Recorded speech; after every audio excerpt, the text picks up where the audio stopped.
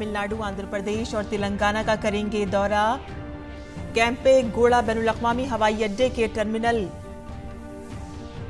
2 का करेंगे इफ्तिताह और नाथ प्रभु कैंपे गोड़ा के 108 फीट बुलंद मुजस्मे की भी करेंगे नकाब कुशाई।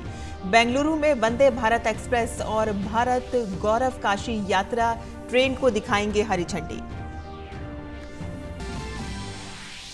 तमिलनाडु के दौरे पर वजीर-ए-आज़म मोदी आज डंडीगुल के करीब गांधी ग्रामीण संस्था के 36वें कॉन्वोकेशन में होंगे शरीक। इदारे के तलबा में वजीर-ए-आज़म के दौरे के तय है जबरदस्त जोश।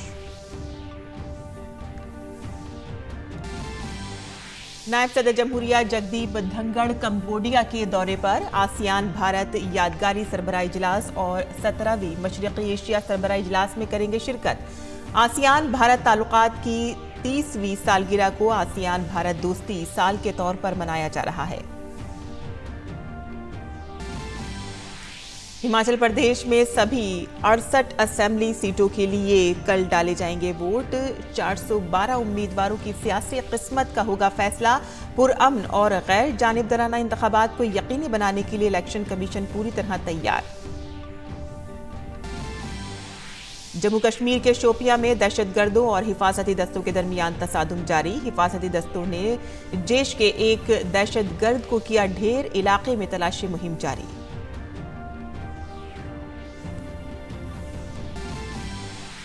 और रूसी फौज की खेरसोन से पिस्पाई के बाद यूक्रेन का बड़ा दावा। 41 बस्तियों को आजाद कराने के लिए मुल्क के जुनूबी हिस्से में आगे बढ़ रही है फौज।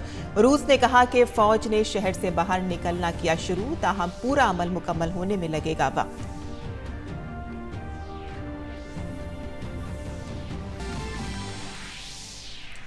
और खेलों में एशियाई मुक्केबाजी चैंपियनशिप में आज 5 भारतीय खवातीन मुक्केबाज फाइनल में तलाई तमगे के लिए करेंगी मुकाबला। मुक्केबाज शिव थापा भी फाइनल में पहुंचे।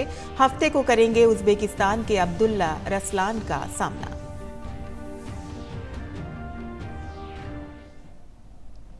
आदाब नाज़रीन, खबरनामे में आपका इस्तकबाल है। मैं हूं साइमा खान। अब खबरें तफसील से। वज़ीर-ए-आज़म नरेंद्र मोदी आज से जुनूबी भारत के 2 रोज़ा दौरे पर होंगे। वज़ीर-ए-आज़म कर्नाटक, तमिलनाडु, आंध्र प्रदेश और तेलंगाना का दौरा करेंगे। वज़ीर-ए-आज़म बेंगलुरु के विधानसभा में महर्षि वाल्मीकि और संत शायर श्री कनक दास के मुजस्मों पर गुलाए अक़ीदत नजर करेंगे। वज़ीर-ए-आज़म बेंगलुरु के SR रेलवे स्टेशन पर वंदे भारत एक्सप्रेस और भारत गौरव काशी दर्शन ट्रेन को हरी झंडी दिखाएंगे। वज़ीर-ए-आज़म कैंपे गोड़ा बैनुल-अक़वामी हवाई अड्डे के टर्मिनल 2 का इफ्तिताह करेंगे, जिसे तकरीबन 5000 करोड़ की लागत से बनाया गया है। ये टर्मिनल इस हवाई अड्डे के मुसाफिरों की गुंजाइश को तकरीबन 2.5 करोड़ की मौजूदा सलाहियत से 2 गुना करके 5 से 6 करोड़ सालाना कर देगा। टर्मिनल 2 को बेंगलुरु के गार्डन सिटी को खराजे तहसीन पेश करने के तौर पर डिजाइन किया गया है और इसका मकसद मुसाफिरों को बाग में चहलकदमी जैसे तजर्बे के तौर पर मनाना है। मुसाफिर 10,000 मुरब्बा मीटर से ज्यादा सब्ज दीवारों, मौल्लक बागात और बैरूनी बागात से गुजरेंगे। वज़ीर-ए-आज़म दोपहर 12 बजे नाथ प्रभु कैंपे गोड़ा के 108 फीट के कांसे के मुजस्मे की नकाब कुशाई करेंगे। यह बेंगलुरु की तरक्की की सिमत में शहर के बानी नाथ प्रभु कैंपे गोड़ा के ताउन की याद में तामीर किया जा रहा है। वज़ीर-ए-आज़म नरेंद्र मोदी आज नाथ प्रभु कैंपे गोड़ा के 108 फीट के मुजस्मे की नकाब कुशाई करेंगे। वर्ल्ड बुक ऑफ रिकॉर्ड के मुताबिक ये किसी भी शहर के बानी का पहला और सबसे ऊंचा कांसे का मुजस्मा है। इसे खुशहाली का मुजस्मा कहा जाता है और इसे बेंगलुरु की तरक्की में शहर के बानी कैंपे गोड़ा के ताउन की याद में बनाया गया है। हमारे नामानिगार आयशा खानम ने इसका जायजा लिया। बार जब आपकी फ्लाइट बैंगलोर इंटरनेशनल एयरपोर्ट पर लैंड होगी तो आपकी नजर जरूर इस विशाल मूर्ति पर पड़ेगी। यह है नाथ प्रभु केम्पेगौड़ा की मूर्ति, 108 फीट ऊंची मूर्ति जो आज विश्व रिकॉर्ड है, जो विश्व भर में किसी भी शहर के संस्थापक को डेडिकेट की गई ये इस तरह की विशाल मूर्ति। केम्पेगौड़ा जो बैंगलोर के संस्थापक माने जाते हैं और उन्होंने बैंगलोर का एक सपना देखा था, एक शहर बसाने का सपना देखा था और अपनी नजर से देखा जाए तो उन्होंने शहर की जो प्लानिंग की थी तमाम योजनाओं को ध्यान में रखते हुए वो आज भी शहर के कई कोनों में नजर आती है। ये मूर्ति जो पीतल की है करीब 220 टन भारी है और केम्पेगौड़ा के हाथ में जो तलवार है ये करीब 4 टन की तलवार है और इस मूर्ति को भी बनाने वाले शख्स वही हैं जो statue of unity Sardar Vallabh भाई पटेल की मूर्ति जिन्होंने बनाई है, उन्होंने इस मूर्ति को बनाया है। तो ये मूर्ति हमेशा याद दिलाएगी स्टैचू ऑफ प्रॉस्पेरिटी के जरिए कि कैसे बैंगलोर एक समृद्धि और विकासशील शहर है। प्रधानमंत्री नरेंद्र मोदी भी ठीक उसी विजन और उसी प्लानिंग को लेकर शहर के विकास की योजनाएं बनाते हैं और बैंगलोर के लोगों के लिए ये गर्व की बात है कि प्रधानमंत्री नरेंद्र मोदी इस मूर्ति का अनावरण कर रहे हैं। केम्पेगौड़ा जिसे नाड प्रभु कहते हैं कर्नाटक के लोग, तो जिस ऊंचाई से ये मूर्ति एक संदेश भेजेगी पूरे विश्व में कि बैंगलोर शहर विकासशील और एक समृद्धि की ओर बढ़ता हुआ शहर है। तो जो फौलादी इरादे केम्पेगौड़ा रखते थे वो आज प्रधानमंत्री नरेंद्र मोदी उन्हीं फौलादी इरादों के साथ विकास की लहर पूरे दक्षिण भारत में और खासकर कर्नाटक और बैंगलोर शहर में ला रहे हैं और कर्नाटक के लोग इस बात को लेकर काफी गर्व महसूस करते हैं कि आखिरकार केम्पेगौड़ा की ये मूर्ति बैंगलोर इंटरनेशनल एयरपोर्ट पर आकर्षण का केंद्र बनेगी। कैमरामैन लोकनाथ के साथ आयशा खानम, डीडी न्यूज, बैंगलोर। वज़ीर-ए-आज़म नरेंद्र मोदी तमिलनाडु का दौरा करेंगे। वज़ीर-ए-आज़म तकरीबन 3:30 बजे तमिलनाडु में डुंडीगुल के करीब गांधी ग्राम रूरल इंस्टीट्यूट का भी दौरा करेंगे। वज़ीर-ए-आज़म गांधी ग्राम रूरल इंस्टीट्यूट के 36वें कॉन्वोकेशन में शिरकत करेंगे। कॉन्वोकेशन में 2018-19 और 2019-20 बैच के 2300 से ज़ायद तलबा डिग्रियां हासिल करेंगे। गांधी ग्राम रूरल इंस्टीट्यूट के कैंपस में वाक़े गांधी म्यूजियम अपने आप में तारीखी अहमियत का हामिल है। इस लाइब्रेरी में सिया फामो के गांधी कहलाने वाले मार्टिन लूथर किंग भी गांधी जी से मुतालिक मुताले के लिए आए थे। वज़ीर-ए-आज़म नरेंद्र मोदी कल चेन्नई मैसूर वंदे भारत एक्सप्रेस को हरी झंडी दिखाने वाले हैं। ये मुल्क की 5वीं वंदे भारत एक्सप्रेस ट्रेन होगी और जुनूबी भारत में इस तरह की पहली ट्रेन होगी। हमारे नामानिगार अभिषेक सिंह ने इस वंदे भारत एक्सप्रेस का जायजा लिया और जुनूब मगरबी रेलवे के जनरल मैनेजर संजीव किशोर से खुसूसी बातचीत की। प्रधानमंत्री नरेंद्र मोदी शुक्रवार को 5वीं वंदे भारत ट्रेन की सौगात देंगे, जिसे चेन्नई और बेंगलोर और मैसूर के बीच चलाया जाएगा। हमारे साथ है साउथ वेस्टर्न रेलवे के जनरल मैनेजर संजीव किशोर जी, उनसे हम बात करते हैं। सर, इस रूट की बात करें, कितना डिमांड रहा है इस रूट पे और साउथ इंडिया के अंदर शायद ये पहली वंदे भारत है। हाँ बिल्कुल, ये this is the first Vande Bharat in South India, and there is a huge amount of excitement and positive sentiments around introduction of Vande Bharat between Mysore, Bangalore and Chennai. Silicon city के नाम से भी जाना जाता है बेंगलोर को, और अगर टेक्निकल हब के रूप में देखें तो चेन्नई भी है। ऐसे में दोनों इन दो बड़े शहरों, दो बड़े राज्यों के बीच में, कैपिटल के बीच में जब ये ट्रेन चलेगी, सोशियो इकोनॉमी और क्या देखते, क्या फर्क आएगा इसके बन जाने के बाद, इसके चलने के बाद? मेरा मानना यह है कि कोई भी नया टेक्नोलॉजी प्रोडक्ट जो कि इंडिजिनस हो, वो एक गर्व की भावना लेके आता है और उससे ये फायदा होता है कि लोग समझते हैं कि हम भी शायद और ज़्यादा अचीव कर सकते हैं, चाहे वो जिस भी स्फीयर में हो, किसी भी प्रोफेशन में हो वो। तो ये एक तरह से एक व्हीकल बन जाता है लोगों के सपनों का, लोगों को गौरवान्वित फील कराता है। और जैसा कि मैंने आपको बताया, इसमें देखिए जो फीचर्स हैं सब इंडिजिनस हैं। ये वाई फ्रेम बोगी है, इसमें एयर स्प्रिंग है और ये जो बड़ा सा डैम्पर आप देख रहे हैं, ये इसको यॉ डैम्पर कहते हैं। ये जो वर्टिकल है, ये वर्टिकल डैम्पर है, ये यॉ डैम्पर है। ये इस गाड़ी को एक तरह से आप कह सकते हैं क्षमता देता है हायर स्पीड्स पे चलाने की, क्योंकि अगर हंटिंग की प्रवृत्ति होती है तो ये उसको डैम्पन करता है। इसी तरह इसमें डिस्क ब्रेक्स हैं इसमें बहुत सारे मॉडर्न फीचर्स हैं। एक और जो कोशिश की जा रही है रेलवे की ओर से कि भारत गौरव यात्रा, हमने काफ़ी जगह देखा, काशी के लिए, अयोध्या के लिए, देश के अन्य भागों के लिए जो पिलग्रिमेज ट्रेन चलाई गई, अब यहाँ से भी उसकी शुरुआत की जा रही है। ये कितना बड़ा यहाँ के लोगों के लिए एक सौगात होगा जो लोग काशी जाना चाहते हैं, अयोध्या जाना चाहते हैं, खास तौर पे एक ऐसे पार्ट से जो कि भारत का एक छोर कह सकते हैं, बेंगलोर। ये न सिर्फ बेंगलोर बल्कि भारतीय रेल और गवर्नमेंट ऑफ कर्नाटका की ने मिल करके इसको स्वरूप दिया है आज। और ये न सिर्फ बेंगलोर बल्कि ये पूरे कर्नाटका को क्रिस क्रॉस करती हुई हुबली से होते हुए जाएगी। तो पूरे कर्नाटका भर में जो भी लोग इसका फ़ायदा उठाना चाहेंगे वो उठाएंगे। करीब 5,500 किलोमीटर की यात्रा 8 दिन में पूरी होगी और न सिर्फ काशी बल्कि अयोध्या और प्रयागराज भी कवर होंगे। तो जैसा आपने सुना संजीव किशोर जी को कि ये बता रहे हैं कि किस तरीके से भारतीय रेल में बदलाव आया है पिछले कुछ सालों के अंदर, और खास तौर पे जिस तरीके से ये 5वीं वंदे भारत ट्रेन देख रहे हैं जिसे प्रधानमंत्री फ्लैग ऑफ करके रवाना करेंगे, या फिर भारत गौरव ट्रेन की जो कि यहाँ के श्रद्धालुओं को के लिए एक बहुत बड़ी सौगात होगी। तो आने वाले वक्त में जिस तरीके से इंजन बदला है, आप देख सकते हैं रफ्तार भी बदला है भारतीय रेल का, और आने वाले समय में ऐसे वंदे भारत ट्रेन, भारत गौरव ट्रेन की कई सारी और भी जो खेप है वो देश के अन्य हिस्सों में आप चलते हुए देख सकेंगे।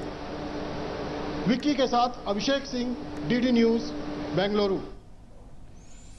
और आगे बढ़ते हैं, जहां वज़ीर-ए-आज़म नरेंद्र मोदी शनिचर को आंध्र प्रदेश के विशाखापट्टनम में मुतअद्दिद प्रोजेक्टों का इफ्तिताह करेंगे और संग बुनियाद रखेंगे। वज़ीर-ए-आज़म 10,500 करोड़ रुपए से ज्यादा के प्रोजेक्टों का संग बुनियाद रखेंगे और इसे कौम के नाम वक्फ करेंगे।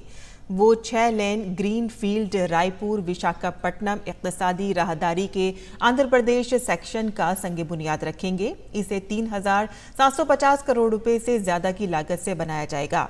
ये इक़्तिसादी राहदारी छत्तीसगढ़ और उड़ीसा के सनती नोट से विशाखापट्टनम बंदरगाह और चेन्नई कोलकाता कौमी शाहराह तक तेज रफ्तार राब्ता फराहम करेगा। वज़ीर-ए-आज़म विशाखापट्टनम में कॉन्वेंट जंक्शन से शीलानगर जंक्शन तक एक मखसूस पोर्ट रोड का संग बुनियाद भी रखेंगे। वज़ीर-ए-आज़म आंध्र प्रदेश में ONGC के यू फील्ड ऑन शोर डीप वाटर ब्लॉक प्रोजेक्ट को कौम के नाम वक्फ करेंगे, जिसे 2,900 करोड़ रुपए से ज्यादा की लागत से तैयार किया गया है। वज़ीर-ए-आज़म तकरीबन 450 करोड़ रुपए की लागत से तामीर होने वाले विशाखापट्टनम रेलवे स्टेशन की तामीर-ए-नौ का संग बुनियाद भी रखेंगे। ये तामीर-ए-नौ स्टेशन रोजाना 75,000 मुसाफिरों को खदमात फराहम करेगा और जदीद सहूलियात फराहम करेगा, मुसाफिरों के तजर्बे को बेहतर बनाएगा। वज़ीर-ए-आज़म विशाखापट्टनम फिशिंग हार्बर की जदीद कारी और अपग्रेडेशन का संग बुनियाद भी रखेंगे। अपग्रेडेशन और जदीदकारी के बाद इस माहीगीरी की बंदरगाह की हैंडलिंग की सलाहियत 150 टन यौमिया से तकरीबन 300 टन यौमिया तक बढ़ जाएगी। वज़ीर-ए-आज़म हफ्ते को तकरीबन 3:30 बजे तेलंगाना के रामागुंडम में वाक़े RFCL प्लांट का दौरा करेंगे। रामागुंडम में 9,500 करोड़ रुपए से ज्यादा के मुतअद्दिद प्रोजेक्टों का इफ्तिताह और संग बुनियाद रखेंगे। वज़ीर-ए-आज़म रामागुंडम में खाद के प्लांट को कौम के नाम वक्फ करेंगे। रामागुंडम प्रोजेक्ट का संग बुनियाद भी वज़ीर-ए-आज़म ने 7 अगस्त 2016 को रखा था। खाद प्लांट की बाजियाबी के पीछे मुहर्रिक कुव्वत और वज़ीर-ए-आज़म का शक्ति यूरिया की पैदावार में खुद इन्हिसारी हासिल करने का विजन है। रामागुंडम प्लांट हर साल 12.7 LMT देसी नीम कोडेड यूरिया की पैदावार करेगा। ये project national fertilizer limited, engineers India limited और fertilizer corporation of India limited की मुश्तरका company Ramagundam fertilizers and chemicals limited के ज़ेर एहतमाम कायम किया गया है। इस RFCL प्लांट को गैस जगदीशपुर, फूलपुर, हल्दिया पाइपलाइन के जरिए फराहम की जाएगी। ये प्लांट रियासत तेलंगाना के साथ साथ आंध्र प्रदेश, कर्नाटक, छत्तीसगढ़ और महाराष्ट्र के किसानों को यूरिया खाद की मुनासिब और बरवक्त फराहमी को यकीनी बनाएगा। वज़ीर-ए-आज़म भद्रचल्लम रोड और सत्तूपल्ली रेल लाइन को कौम के नाम वक्फ करेंगे, जिसे तकरीबन 1,000 करोड़ रुपए की लागत से बनाया गया है। इसके साथ ही वो 2,200 करोड़ रुपए से ज्यादा के मुतअद्दिद सड़क प्रोजेक्ट प्रोजेक्टों का संग बुनियाद भी रखेंगे। हिमाचल की तमाम 68 असेंबली सीटों पर कल एक ही मरहले में वोट डाले जाएंगे। इलेक्शन कमीशन भी पुरअमन और मुनसिफाना इंतखाबात को यकीनी बनाने के लिए पूरी तरह से तैयार है।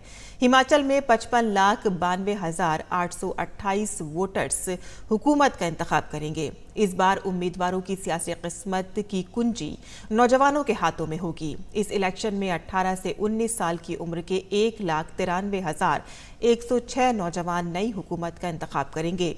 हिमाचल में कल वोटरों में से 28,54,945 मर्द जबकि 27,37,845 खवातीन और 38 तीसरी सिन्फ के वोटर्स हैं। इसके साथ ही 80 साल से जायद उम्र के 1,21,409 बुजुर्ग वोटर्स हैं जबकि 56,501 माजूर वोटर्स हैं। ये वोटर्स इस बार 412 उम्मीदवारों की सियासी किस्मत का फैसला करेंगे। इन उम्मीदवारों में 24 खवातीन और 388 मर्द उम्मीदवार हैं। अगर हम रियासत में उम्मीदवारों की तादाद पर नजर डालें तो सबसे ज्यादा 11 उम्मीदवार मंडी जिले के जोगिंदर नगर असेंबली हलके से हैं जबकि सबसे कम उम्मीदवार चंबा जिले का चोरा असेंबली हलके से हैं। लाहौल स्पीति और मंडी का दरंग असेंबली हलका शामिल है जहां सिर्फ 3 उम्मीदवार हैं।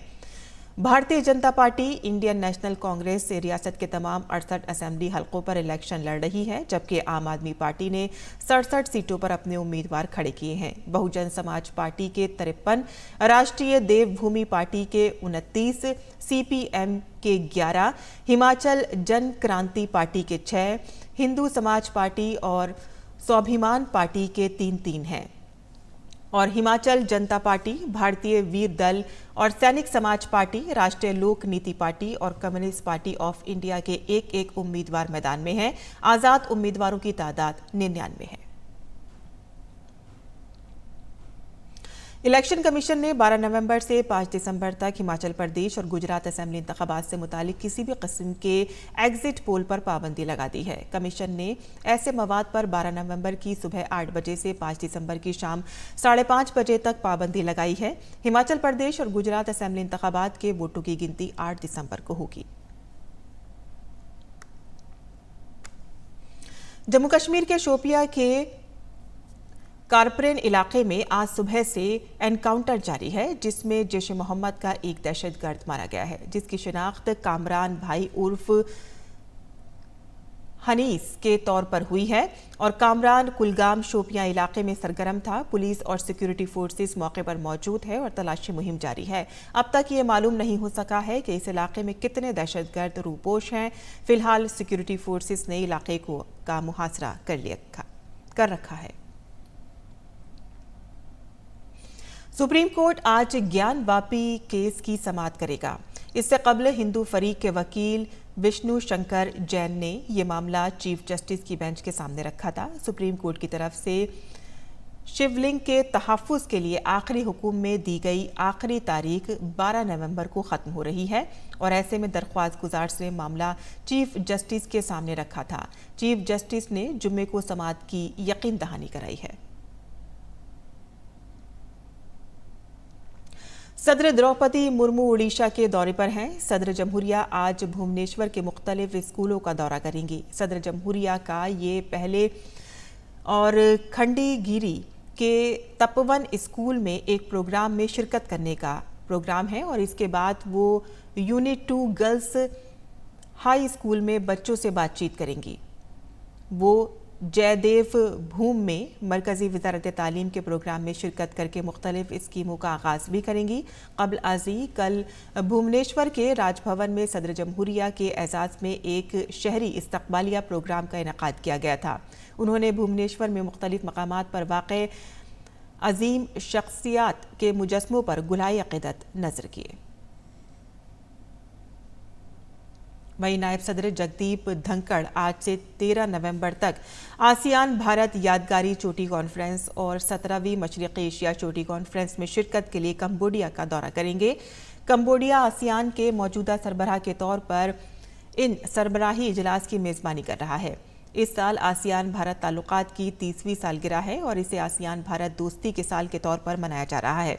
इसके अलावा नायब सदर धनखड़ कंबोडिया के वजीर आजम हन सेन के साथ 2 फरीकी उमूर पर तबादला ख्याल करेंगे। वो कंबोडिया के बादशाह से भी मुलाकात करेंगे। नायब सदर जमहूरिया नॉम पन्ना में भारतीय बिरादरी के लोगों से मुलाकात भी करने वाले हैं। नायब सदर के साथ वजीर खारजा डॉक्टर एस जयशंकर भी होंगे। दिल्ली में हवा का मयार इंतहाई खराब जुमरे में पहुंच गया है। गुज़िश्ता 2 दिनों से दिल्ली एनसीआर में आलूदगी की सूरत हाल में कदरे बेहतरी आई है, लेकिन आज हवा का मयार दोबारा इंतहाई खराब तक पहुंच गया है। System of air quality and weather forecasting and research के मुताबिक दिल्ली में आज हवा के मयार का इंडेक्स 321 पर रिकॉर्ड किया गया है। ताहम आने वाले दिनों में हवा की रफ्तार में मुमकिना इजाफे के नतीजे में इसमें बेहतरी की तवक्को है। एयर क्वालिटी इंडेक्स 0 से 50 के दरमियान अच्छा और 101 और 200 के दरमियान मतलब मिडिल और 201 और 300 के दरमियान ख़राब समझा जाता है, जबकि 301 और 400 के दरमियान AQI को बहुत ख़राब समझा जाता है और 401 और 500 के दरमियान इंतहाई ख़राब माना जाता है। और नाज़रीन, अब एक नज़र दिल्ली से शाया होने वाले उर्दू अखबारात पर डाल लेते हैं।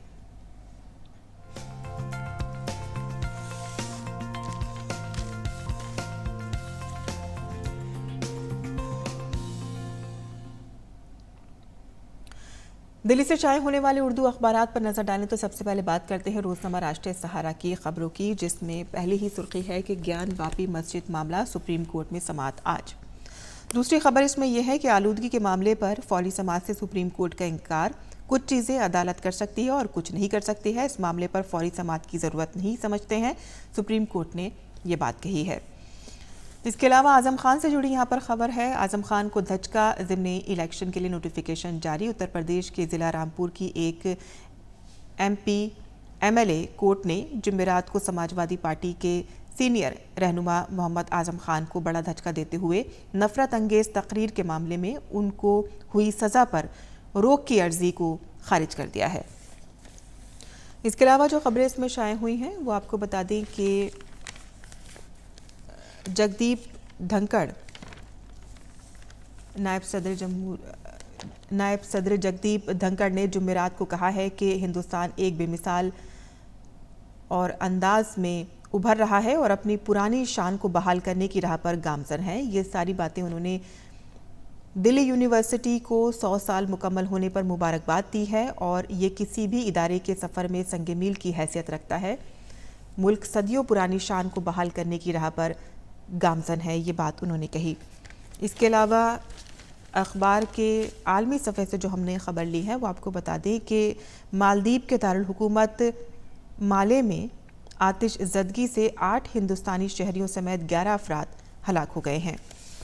रोज़नामा इनकलाब की अगर हम आलमी सफ़े की ही खबर लें तो आपको बता दें कि व्लादिमीर पुतिन का G20 इजलास में शिरकत से इनकार, ये खबर इसमें शाया हुई है। इसके अलावा खेल के सफ़े पर यहाँ पर एक खबर शाया हुई है कि हिंदुस्तानी स्टार सानिया और शोएब का अलग होने का फ़ैसला। दरअसल इन दोनों की जो ताल्लुकात हैं वो उनमें तलखी आ गई है और रिपोर्ट्स में बताया गया है कि दोनों में तलाक भी हो गई है, जिसका इंकशाफ पाकिस्तानी क्रिकेट टीम के खिलाड़ी और शोएब के दोस्त ने किया है। तो ये थी आज के अखबारात की सुर्खियाँ जो हमने आपके लिए चुनी थी। और आगे बढ़ते हैं और अब बात करते हैं बैनुल-अक़वामी ख़बरों की, जहां रूसी फ़ौज की खरसौन से पिसपाई के बाद यूक्रेन ने बड़ा दावा किया है। यूक्रेन का कहना है कि यूक्रेन की अफ़वाज मुल्क के जुनूब में 43 दीगर बस्तियों को आज़ाद कराने के लिए आगे बढ़ रही है। यूक्रेन की फ़ौज ने खरसौन के आसपास के इलाकों में जंग में नुमाया पेशरफ्त हासिल करने का दावा भी किया है। यूक्रेन के फ़ौजियों ने खरसौन के शुमाल में वाक़ एक बड़े शहर पर दोबारा कब्जा करने का दावा किया है। यूक्रेन के सदर व्लादिमीर ज़ेलेंस्की ने इस कामयाबी पर अपनी फ़ौज का शुक्रिया अदा किया है। ज़ेलेंस्की ने कहा है कि जनूबी यूक्रेन के आज़ाद कराए गए इलाकों और लोगों की वापसी के लिए उन्हें महफूज बनाने पर तवज्जो दी जाएगी। ये ऐलान रूस के ज़रिए अपने फ़ौजियों को दरियाए पेरू के मगरबी किनारे पर रूस के ज़ेर कब्ज़ा तमाम इलाकों से इनखला का हुक्म देने के एक दिन बाद किया गया है। और खेल की खबरों में 5 हिंदुस्तानी खवातीन बॉक्सर्स बशमूल 2020 टोक्यो ओलंपिक की कांसे का तमगा जीतने वाली लवलीना बोरगोहेन 75 किलोग्राम और 2022 की आलमी चैंपियनशिप की कांसी का तमगा जीतने वाली परवीन 73 किलोग्राम 2022 के ASBC एशियाई एलीट बॉक्सिंग चैंपियनशिप के फाइनल में सोने के लिए मुकाबला करेंगी। 81 किलोग्राम जुमरे में इस फाइनल मैच में हिस्सा लेने वाली दीगर खवातीन बॉक्सर्स में एल्फिया पठान, स्वीटी और 52 किलोग्राम जुमरे में मीनाक्षी होंगी। और अब एक नजर डाल लेते हैं मुल्क भर के मौसम के मिजाज पर।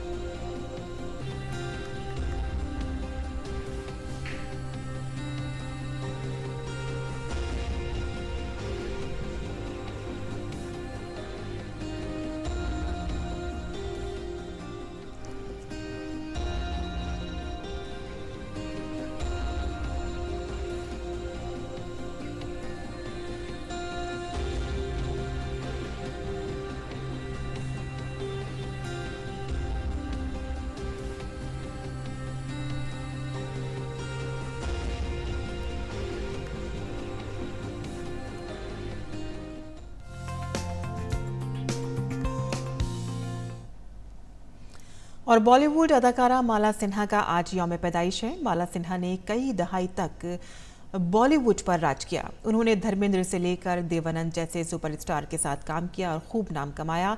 हम आपको छोड़े जाते हैं उन पर फिल्माए गए कुछ यादगार नगमों के साथ। हमारी पूरी टीम को दें इजाजत। आदाब।